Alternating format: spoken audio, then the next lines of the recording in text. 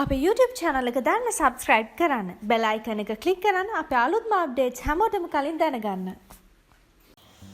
අදත් අපේ channel එකත් එක්ක එකතු වෙලා ඉන්න ඔයගොල්ලෝ හැමෝම අපි සාදරයෙන් පිළිගන්නවා. අද අපි හදන්න යන්නේ chicken පරාටා. ඔයගලන්ට මුලින්ම කියන්න ඕන අද අපි හදන්නේ අපේම recipe එකකට හදාගත්ත chicken පරාටා එකක්.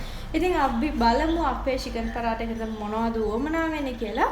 මම මුලින්ම කියනනම් අපේ පරාටා ඩෝ එක හදන්න අපිට මොනවද උවමනා වෙන්නේ කියලා ආට අපිට නැත්නම් wheat flour මම ග්‍රෑම් 400ක් අරගෙන තියෙනවා. ඒ වගේම වතුර මිලිලීටර් 300ක්, පොල් තෙල්, ඒ වගේම ලුණු. මේවා තමයි අපිට අපේ පරාටා ඩෝ එක හදාගන්න උවමනා වෙන්නේ. ඊට අමතරව ෆිලිං එක හදාගන්න අපි ලෑස්ති කරගෙන තිනවා තම්බලා පොඩි කරගත්ත chicken, කටු නැති chicken අරගෙන තියෙන්නේ. ඒ වගේම අල chicken මං ග්‍රෑම් 150ක් අරගෙන තියෙනවා. අල ග්‍රෑම් 250ක් අරගෙන තියෙනවා. අලත් අපි තම්බලා පොඩි කරගෙන තියෙනවා. ඒ වගේම බීලුණු සාමාන්‍ය ලොකු ගෙඩියක් මං චූටියට කපාගෙන තියෙනවා. අපිට පොල් තෙල් උවමනා වෙනවා, ගම්මිරිස්, ලුණු කුඩු 3-5 කුඩු, කෑලි මිරිස් කුඩු කහ. ඒ වගේම මම ටොමැටෝ සෝස් ටිකක් පාවිච්චි කරනවා. ඊට අමතරව සුදු ලුණු, ඉඟුරු, සේර, කරපිංචා ටිකක් මම ලෑස්ති කරගෙන තියෙනවා ටෙම්පරාදු කරන්න. අපි බලමු අපේ පරාටා ඩෝ එක මුලින්ම හදාගන්නේ කොහොමද කියලා. මම මුලින්ම ලුණු තේ හැන්දා අපේ පිටි එකට දාගන්නවා. ඊට පස්සේ පොල් තෙල් මම තේ හැඳි 3ක් එකතු කරගන්නවා. පොල් තෙල් දාන්න උවමනාවක් නැහැ. අපේ ඩෝ එක හුඟක් මේ soft වෙනවා පොල් තෙල් දැම්මහම. ඒක නිසා තමයි මම පොල් තෙල් එකතු කරේ. ඊට පස්සේ අපි වතුර පොඩ එකතු කරලා මේක අනාගමු.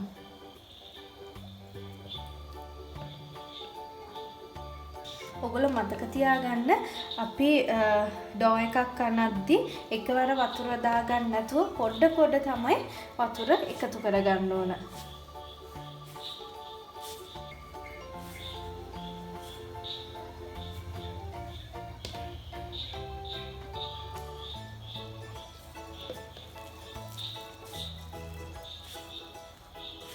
ඔයගලන්ට පේනවා ඇති දැන් අපි අපේ ඩෝ එක හොඳට අනාගෙන තියෙනවා.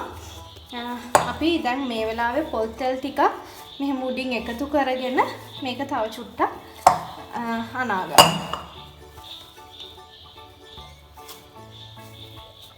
දැන් අපි අපේ ඩෝ එක හොඳට අනාගත්තා.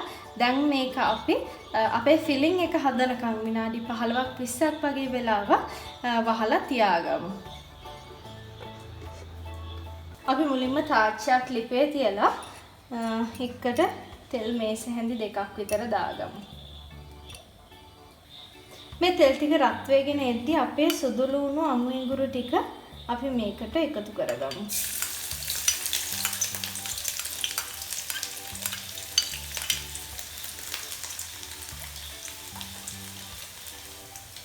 ඉඟුරු සුදු ලුණු ලාවට ෆ්‍රයි වෙගෙන එද්දි අපි කරපිංචා සේර ටිකක් එකතු කරමු.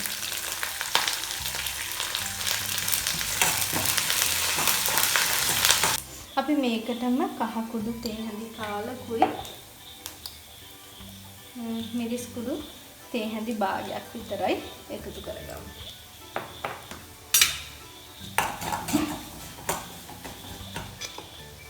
මේක ලාවට ෆ්‍රයි වෙගෙන එද්දී අපේ chicken ටික එකතු කරගමු.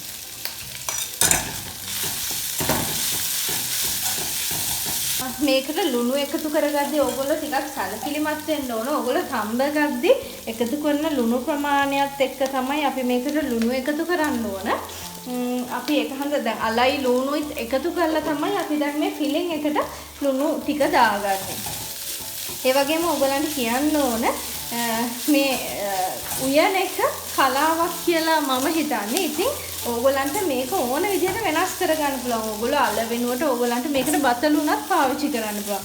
ඒ වගේම කවුරු හරි chicken කන්න නැත්තම් එයාට සැමන් හරි මාළු හරි ඕනම දෙයක් පාවිච්චි කරන්න පුළුවන්. අපි මේකට ටොමැටෝ සෝස් ටිකක් දාගමු. තේ හැන්දක් විතර.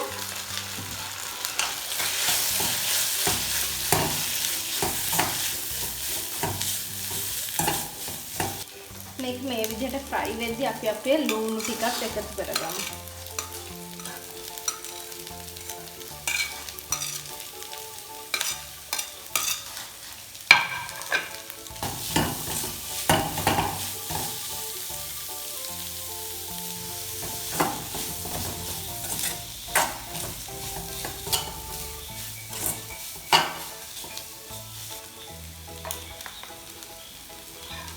අපි දැන් අපේ අල ටික මේකට එකතු කරගමු.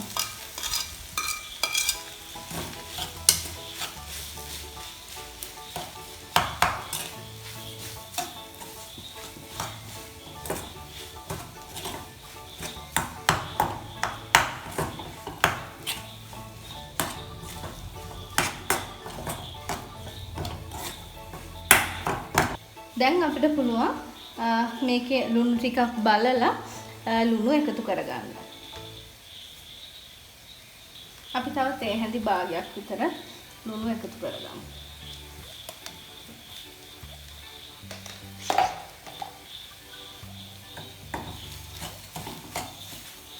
මට හිතෙනවා තව ටොමැටෝ සෝස් ටිකක් එකතු කරගත්තොත් හොඳයි කියලා.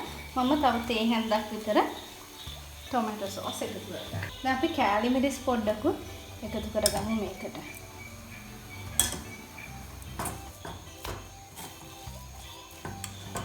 දැන් අපි අපේ ෆිලිං එක හදාගෙන ඉවරයි. අපි බලමු කොහොමද අපේ චිකන් පරාට එක හදාගන්නේ කියලා. දැන් අපි විනාඩි 15ක් 20ක් තියලා තිබ්බ අපේ ඩෝ එක මේ විදිහට අරගමු. අපි ඒකට උඩින් තෙල් පොඩ්ඩක් දාලා ආයෙත් චුට්ටක් තමාගමු.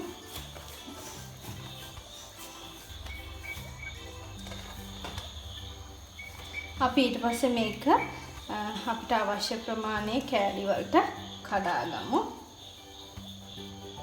සාමාන්‍ය ටිකක් ලොකු ගුලි ග්‍රෑම් 100ක් වගේ එක ගුලියක් හිටින්න අපි ගුලි මේ විදිහට හදාගමු.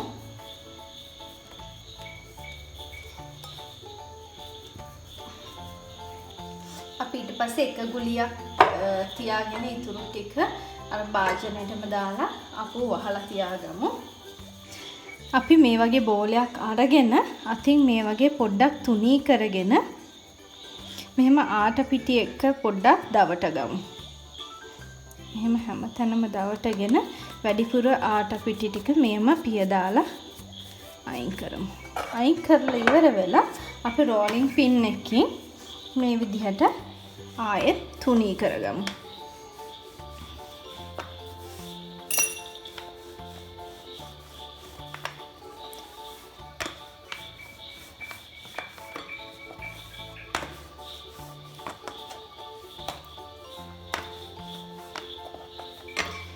සාමාන්‍ය රොටි එකක් ගන්නට අපි මේ විදිහට තුනී කරගත්තට පස්සේ අපි ෆිලිං එකෙන් ටිකක් මෙහෙම මැදට දාගමු. ඊට පස්සේ අපි මේක පොඩ්ඩක් මෙහෙම තුනී කරගෙන මෙහෙම චුට්ට අල්ලලා මේක සීල් කරගමු. අපි මේක හොඳට පිටි එක එකට අලවෙන්න විදිහට සීල් කරගන්න ඕන.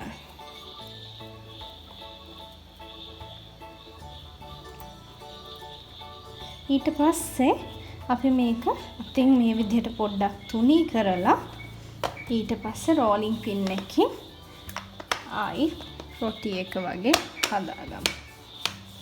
අපිට මේ වෙලාවේදී ආට පිටි පොඩ්ඩක් මේකට එකතු කරගන්න පුළුවන්. ඕගොල්ලන්ගේ රෝලින් පින් එකේ අපේ මේ පරාට එක ඇලවෙනවා වගේ නේ.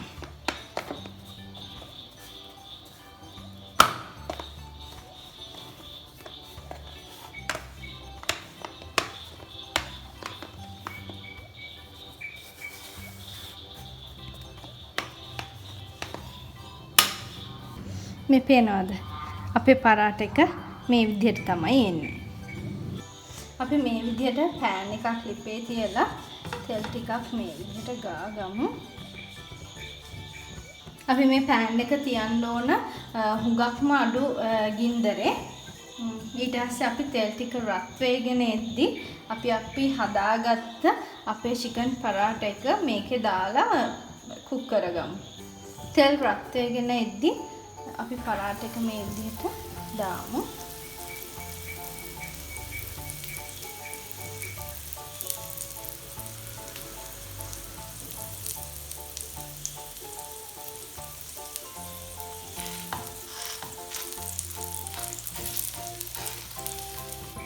විනාඩියක් විතර කුක් වුණාට පස්සේ අපි මේක අනිත් පැත්ත දාගමු.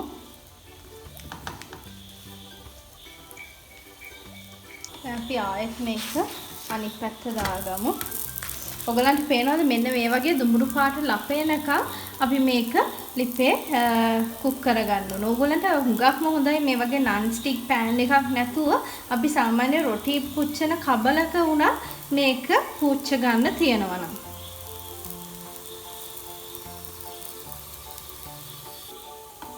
මගේ දැන් දෙපැත්තම හොඳට පිච්චිලා තියෙන්නේ. මම මේක අයින් කරගන්නවා.